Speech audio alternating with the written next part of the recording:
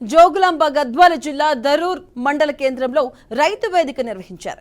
రైతు రుణమాఫీ సంబరాలు చేసుకున్నారు. CM Revanth Reddy video conference ప్రసంగాన్ని వీక్షించారు. ఇక ఈ కార్యక్రమంలో గద్వాల ఎమ్మెల్యే బండ్ల కృష్ణమోహన్ రెడ్డి, జిల్లా కలెక్టర్ బిఎం సంతోష్ పాల్గొన్నారు.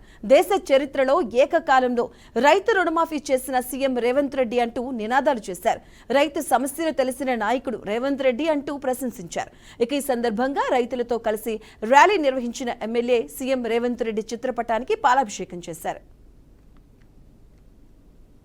ఈరోజు ఒక మంచి సుదినం.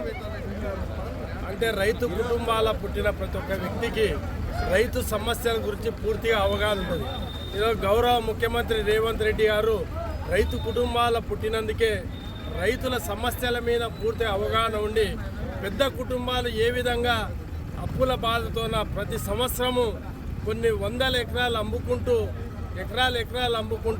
ఈరోజు రైతు కుటుంబాలు రోడ్డు మీద పడుతున్నాయి.